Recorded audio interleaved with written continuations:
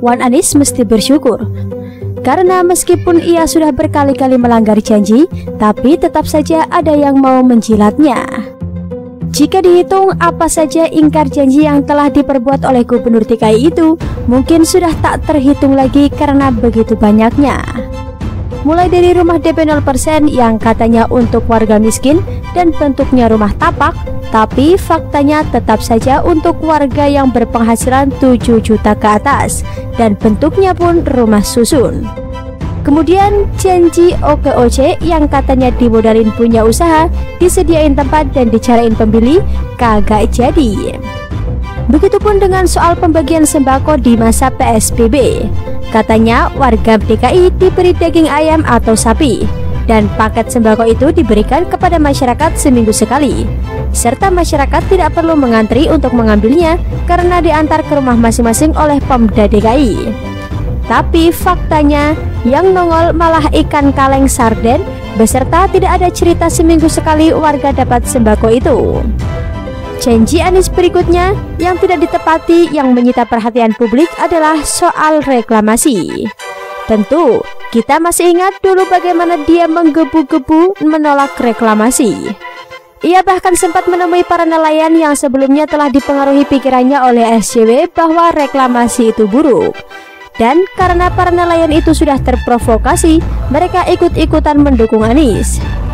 Berikut beberapa pernyataan Wan Anies kala itu soal reklamasi. Mengapa kami menolak reklamasi? Karena memberikan dampak buruk kepada nelayan kita dan memberikan dampak kepada pengelolaan lingkungan, katanya pada 12 April 2017.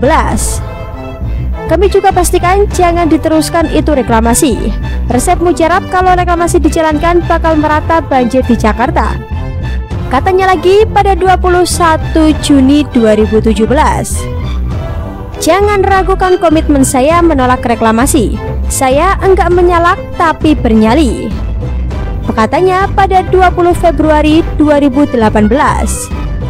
Dalam beberapa kesempatan, Wan Anies juga sering menyampaikan niatnya menghentikan reklamasi itu adalah untuk menyelamatkan nelayan. Dan reklamasi dilanjutkan akan lebih banyak mudaratnya daripada manfaatnya. Begitupun dengan Sandiaga Uno yang kala itu juga ikut-ikutan menolak reklamasi. Tapi bagaimana faktanya di lapangan? Ternyata tolak reklamasi itu hanya jualan Anies doang supaya bisa terpilih jadi gubernur DKI. Wan Anies sebenarnya sudah tahu kalau reklamasi di Teluk Jakarta itu tidak bisa dihentikan karena sudah jadi. Bahkan sudah ada bangunan di atasnya. Tapi karena dia nafsu banget pengen jadi gubernur, maka apapun dijanjikan kepada warga DKI agar bisa terpilih, termasuk berjanji akan menghentikan reklamasi. Demikian juga Fahira Idris yang sebelumnya juga pernah bikin spanduk tolak reklamasi, yang mana di spanduk bertuliskan kemenangan telak hingga 2 digit pada pilkada kemarin karena mayoritas warga Jakarta menolak reklamasi. Untuk reklamasi jangan ada kompromi. Warga Jakarta ada di belakang Anies Sandi. Maju terus bersama kita tolak reklamasi. Mereka boleh punya kuasa, wewenang dan uang, tetapi selama rakyat bersatu dan katakan tolak reklamasi, kekuatan apapun harus tunduk, tulisnya. Doyan banget mengatasnamakan rakyat, padahal intinya hanya untuk kepentingan politik doang. Mana peduli Fahira Idris sama warga DKI.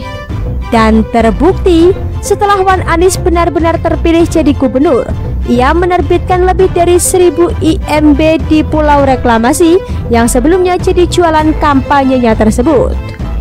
Koplaknya, Fahira Idris diam saja ketika Anies menerbitkan IMB yang ada di Pulau Reklamasi tersebut. Mungkin ormasnya Bang Japar sudah kenyang kali ya, karena Anies ini termasuk gubernur yang loyal terhadap ormas pendukungnya. Terbukti dalam 3 tahun terakhir ini saja dana hibah untuk ormas terus naik dari 1,88 triliun pada tahun 2018 menjadi 2,48 triliun pada tahun 2019. Dan untuk tahun 2020 ini berdasarkan KUA PPAS 2020, dana hibah yang dialokasikan sebesar 2,84 triliun rupiah. Jadi Kalau ada ormas di DKI yang ngotot banget membela Anies, bahkan sampai mengeluarkan pernyataan yang nyeleneh dan rela menjual harga dirinya, itu tak lain tidak bukan karena mereka telah mendapatkan kucuran dana. Begitupun dengan izin reklamasi Ancol yang diterbitkan oleh Wan Anies baru-baru ini. Ia mendapatkan dukungan dari PA212. Jadilah PA212 ikut-ikutan pro terhadap reklamasi, padahal sebelumnya mengharamkannya.